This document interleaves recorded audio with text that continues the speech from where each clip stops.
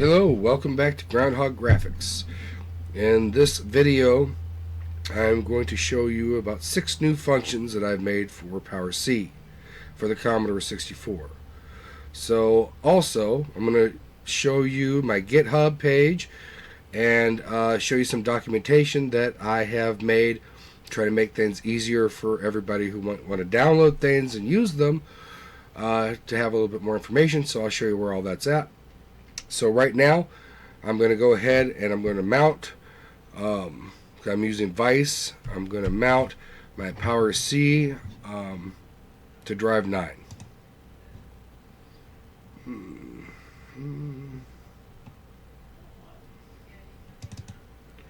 Here we go.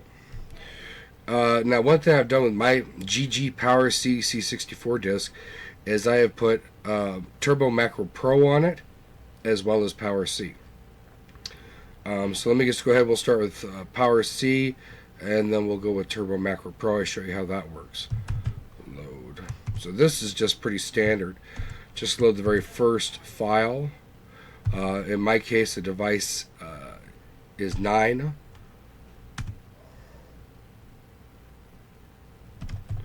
And it is a D81 image.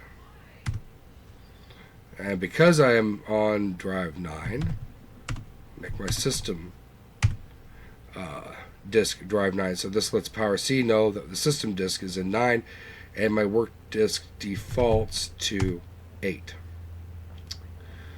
So now, let's go ahead and mount a disk to 8. And we're going to go to Library.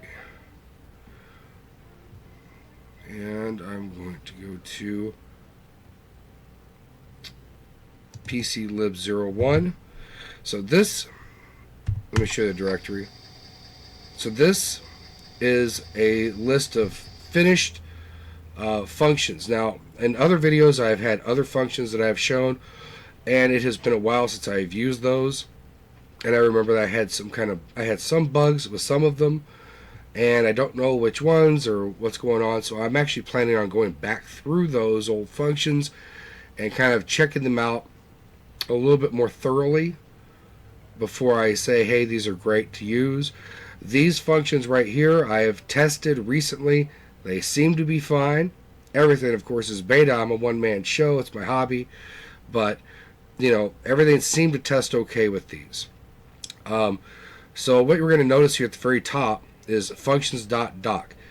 That is a document file, or that is a reference file for all the functions that are on this disk. And you notice that this disk only has header files and object files and the doc file. So if you're wanting to get any of the updated header files to use with any of these functions, those are the header files for it. I could have put the header files in a separate disk, but it just seemed like a waste because it's a handful of header files. I didn't want to put them on a separate disk. It just makes things more inconvenient. It just spreads things out even more. So this is where you would go to get your object file, to copy it to whatever disk you're working with. Now, if you wanted to go and look at the source code for these functions, or you wanted to alter the source code for these functions, that would be on another disk with a very similar name. That would be on PClibs 01WD, WD standing for work disk. This is going to have a lot more files on it. These are functions that I have worked on in the past, functions that I've just worked on, and basically until that disk is full, I just keep working on that disk. So that's my work disk. So it will have all the source code and all the different files associated with each and every function. I'll show you in a bit how you can find out which files are associated with each function as well. So let's get a directory listing of this.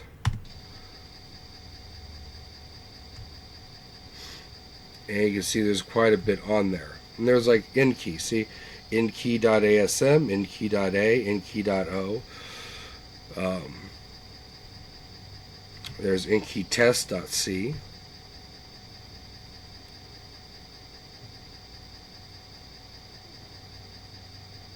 So basically how I'm doing this now is if the file ends with .asm, it is a file that I've edited in Turbo Macro Pro. If it is a .a, it is a machine language function or a machine language program that I have finished for compiling or for assembling for PowerC. So I use the C assembler to assemble the .a files, Turbo Macro Pro to assemble, test, develop .asm files. .c files typically are probably to test the function out to see how it works, and the .o files are the same .o files that are copied to the other disk. So those are there so we can link them and, you know, test them out, debug whatever we have to do. So now I say we go back to the other disk, PC libs 01, and we take a look at the document, the functions.doc.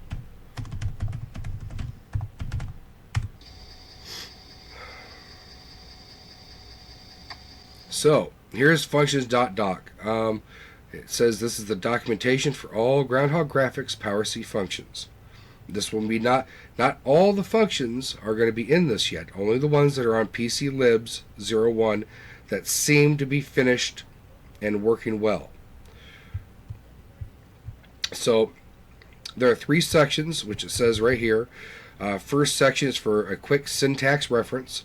The second section is for each and every function, a little bit detail and an example.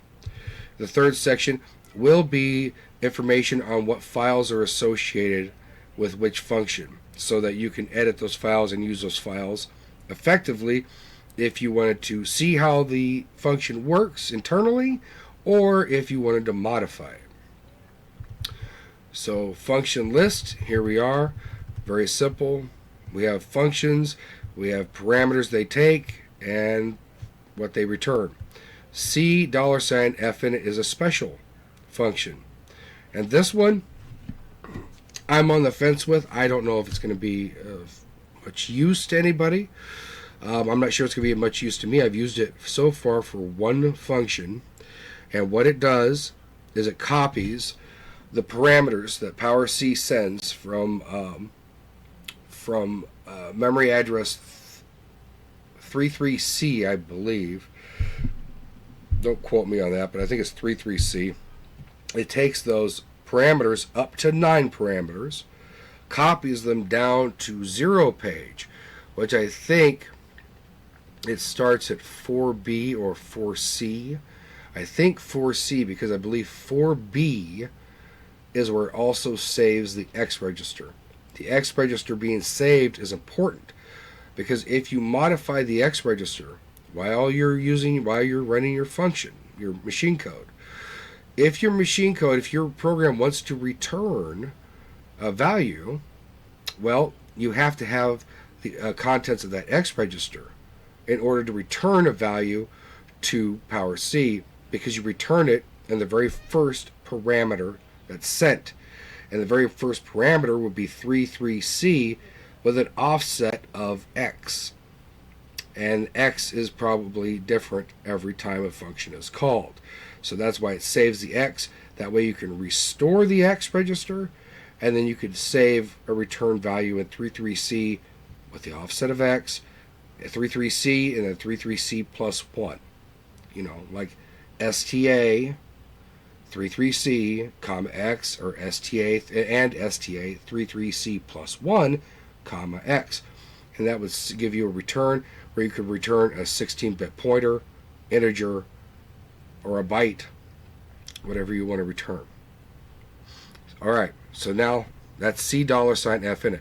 Anytime you see anything with a $sign in it, that's going to be for internal usage. This will not be something you will call from a PowerC program. Getch, pretty standard for me because I come from DOS, programming in DOS, so MS-DOS. I guess people that program in Unix, I believe that's different. Don't know much about it, but I don't think they have that. Inkey, not standard at all. That comes from BASIC. but I always liked inkey, so I made inkey. Inkey does not have to be used. You can also use kbhit in conjunction with getch, and it will do the same thing as inkey. And then we have memmove. Memmove is a function that I copied from, I don't know, I forget the guy's first name. Is it Lance Leventhal? I'm not sure what his first name is, but Leventhal from 6502 Assembly Subroutines, something like that. Well, I copied his code from there because he had a good memmove. And what the special thing with memmove is when you want to basically copy some memory, you might want to copy it forward from where the current location is. You may want to copy it backward, from behind of where the current location is. But you could have it where you're copying it where it's still very close range from your source. And if you do that, your memmove has to account for where you are copying to make sure it doesn't overwrite the source during the copy, if that makes any sense. However, you can look up memmove. It's the same as you would find as a definition online. However, PowerC has a function called bcopy. Bcopy may do the exact same thing. I don't know. I never tested it. So there it is. We have PowerC has bcopy. Now it has memmove. You can use whichever one you want. And then underneath that we have memset. PowerC comes with B0. B0 will set a range of memory to 0. Memset will set a range of memory to any byte you desire by placing it here in character. So you can choose if you want it zeroed or whatever number you want in there. String, that searches for a substring inside of another string. Both strings can be very large. They can both be 16 bits in length. And so that will return a pointer to the first occurrence in the string that the substring is found, or it will return null if the substring is not found. So there are the newest functions that I have available for you. And we have, you don't have to remember all this, don't worry about it, because we have function descriptions and disk locations. cfinit, location, pclib01, just tells you basic syntax. Header, no header, returns, none. Has all the information on it. 4b tells you the X register. And then it gives you a little example of how you could use it.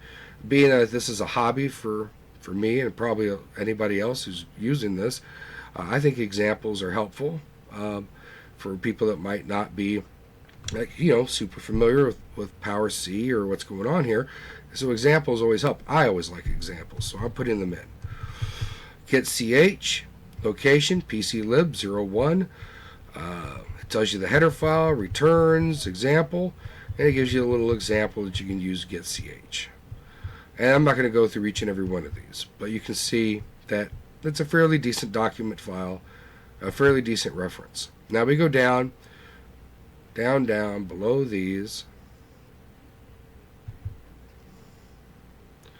We will get to, another thing we can do here, real quick, I'll show you. If you're in PowerC and you're trying to search this file, let me see. What's this one?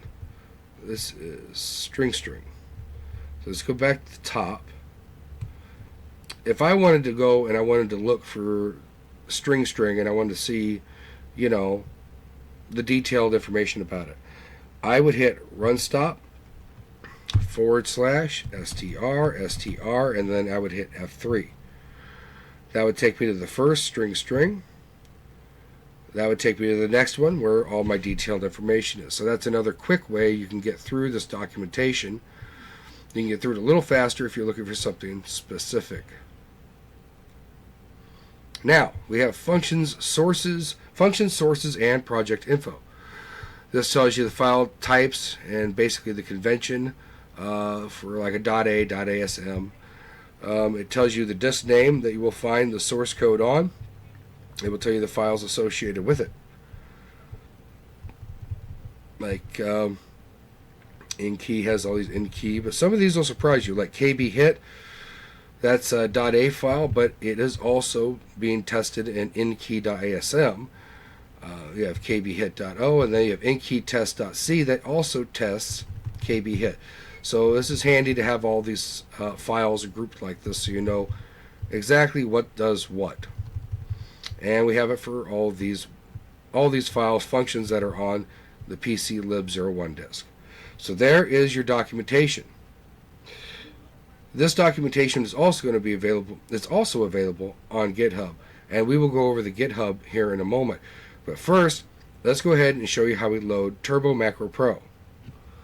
So let's go ahead and run stop, quit. Let's load up the work disk, mount that, and let's get out of Power C. And I'm not sure if we can just get out of Power C and load TMP. We'll try it. Load TMP, comma 9, comma 1. Let's see. I don't know if it'll crash the computer or if it'll work like this.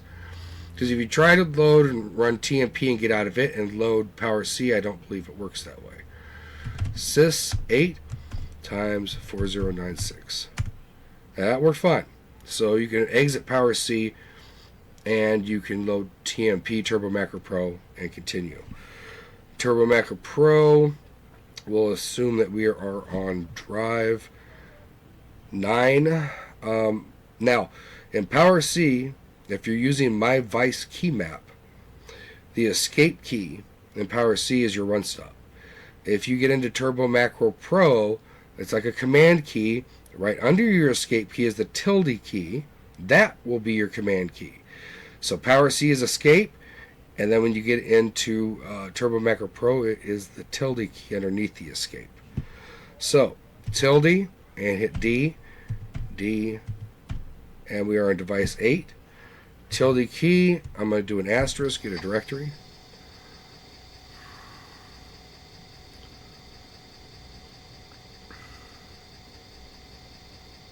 I think I'm going to go with memset. When I save files and load files at Turbo Macro Pro, I do not do the tilde key. I do not do the command key and S because it saves it, I believe, as a PRG file, which I can't load into Power C. So I save it as a sequential file, which is this command key, tilde in this case, and W. That would write the file. So to load the file, the tilde key and E, and then let's try memset.asm.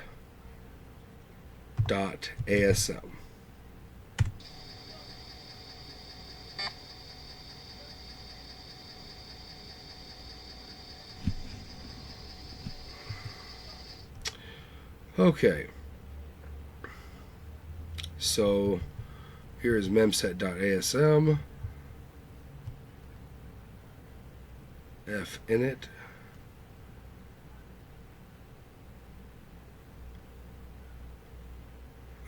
Okay. So I guess I included finit in this one. The .asm files will be could be considerably different than the .a file. .asm is when I was developing and trying to prepare for Power C, but it's not really ready for Power C. So here's how I loaded this for the .asm. And I even showed, I guess at the bottom I put memset and showed you the syntax, or actually a little routine in this case. And show you the params, the parameters. So that's how you would load something and modify it. You would also, then when you went to assemble it, I think you can hit F4. F4 does that. I'm not going to run it because I don't remember what it does. Probably won't be anything very interesting anyway. And we will just hit another key. So that is how we load, save, and assemble in Turbo Macro Pro that is now located on the GG Power C C64 disk, which is a D81. Now, I'm going to do Alt F12. I'm going to restart the computer. And I'm going to load power C. Come on, 9. Sys 90. And now we saw memset. Let's look at memset.a to see how much difference there is. Memset.a, there may not be much, I don't know. We'll find out.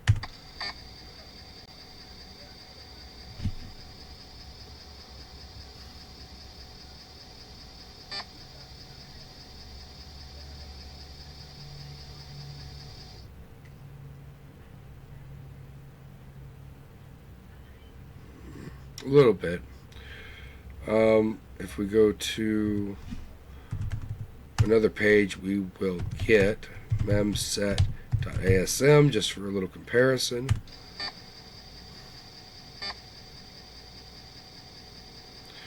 So memset.asm, it has a starting address of C1000, and you will see there are several things missing, like dot references and dot define. If I go to main, you see there's no C1000. It references with the dot ref the C function in it, dot reference CF in it, which is the function I made, and then it does a define, which is memset. So there are some differences here. And then you see memset here calls JSR C function in it. That isn't in the other file. This is the number of parameters that this particular function has. Memset, is it really 5? Seems like an awful lot. Yeah, memset only has 3. Huh.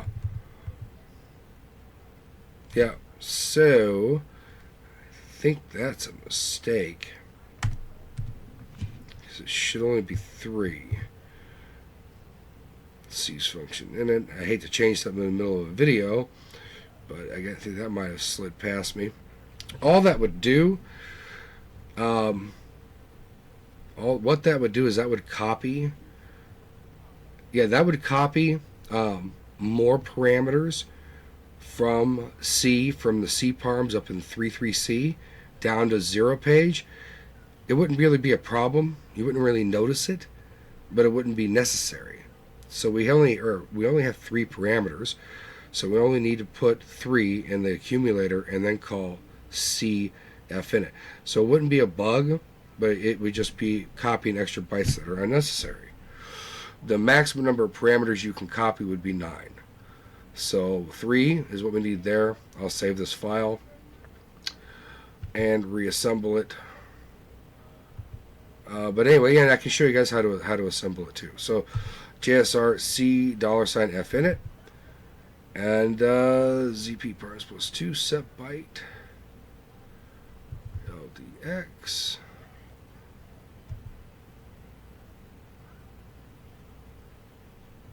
Okay. Just taking a look at the code. CPY ZP params plus 4. Check if we reach total. So we're comparing Y. Oh, how many bytes? Okay. And there it is. So let's go ahead and let's put this over memset.a, our new little modification.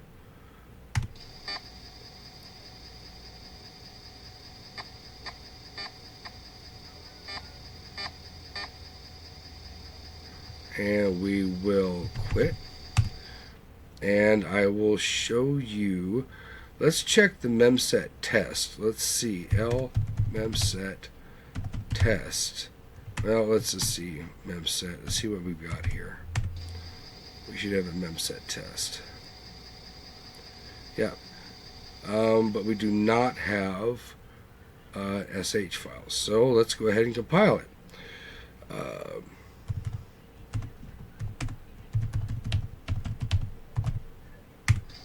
Compile memset test.c. That way we get the object file for it. Probably when I was done with memset test, I decided to delete the extra files. I'll just go ahead and maybe skip ahead here when I'm editing. Or maybe not. That may be pretty quick. Let's say it just sets the screen to character 1.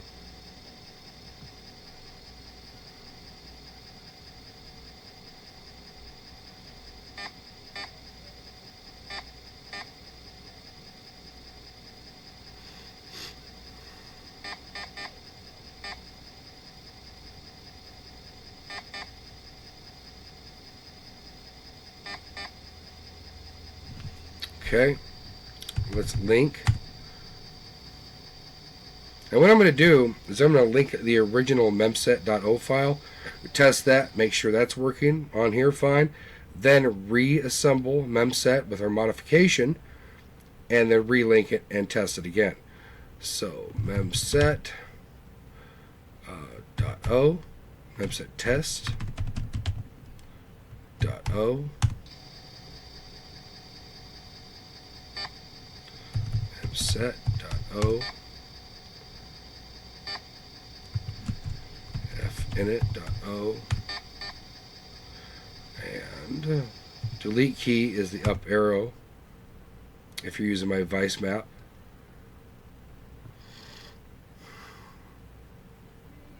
And that should be it. Let's see. So we were right over memset. No, actually, there is no file. Memset test.sh. This should set the screen to whatever byte number 1 is.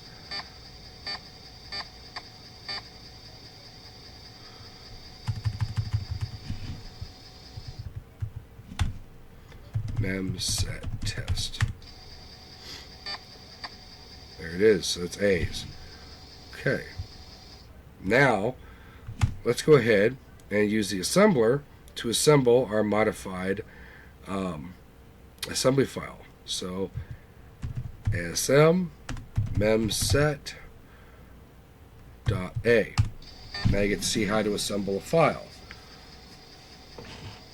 using the Power C assembler.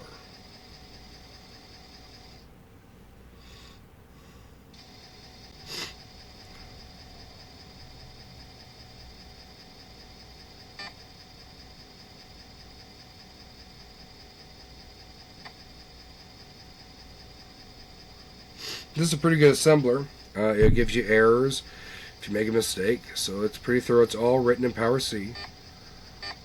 I think it was written in about 1985, and it works well.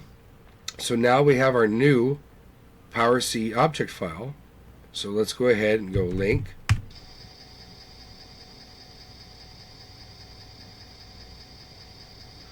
Memset test dot o memset dot o finit dot o, and our up arrow, if you don't know, links in just all the basic required files for Power C. So it automatically knows to look at the system disk. If you do the up arrow, and it just takes care of those. Then we hit one more enter. Now it's time for our output file, and we will do memset test.sh.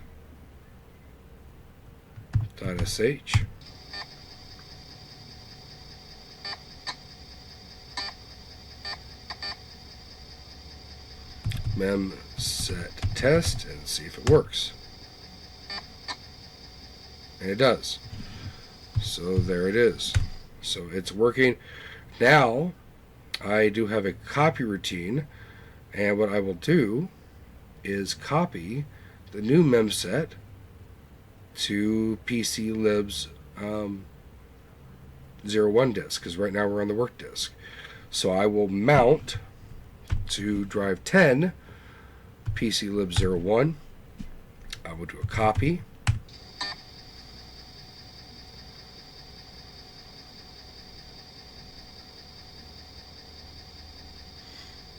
And this is a utility. I don't know if I made this in a video before, but this is my copy utility that I use. Copy from drive 8, drive 10. File name is memset.o. Overwrite, yes.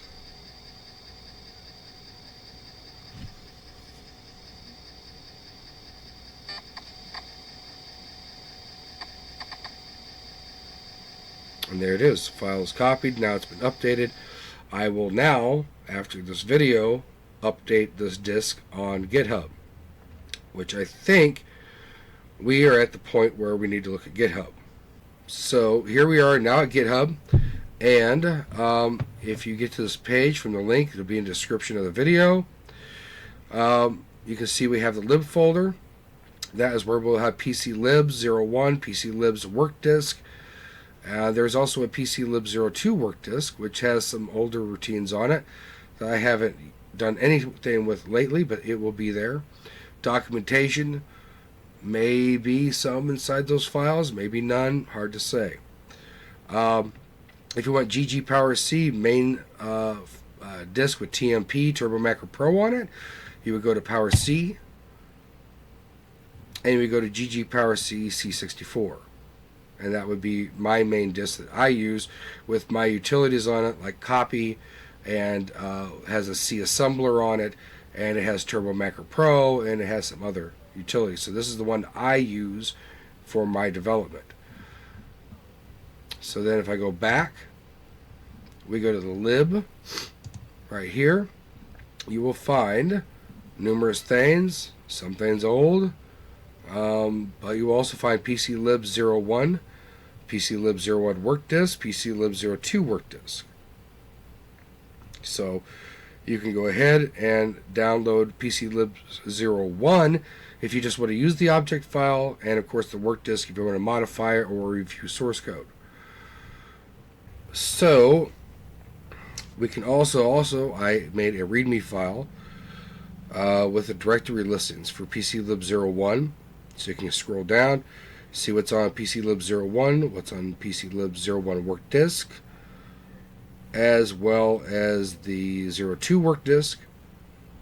The directory listings are there, so that way you have some way to review what you are downloading, because otherwise, how I had it previously, you had D64 files with no way to know what was on them until you downloaded them. Also, for more documentation, refer to the functions.doc file, and that should be right here. This is a direct copy of the document file we reviewed earlier on the PCLibs01 disk. And it goes through and tells you your syntax and all the stuff we've already looked at. But that is something you can look at before you have to download anything. So that could prove to be a good reference.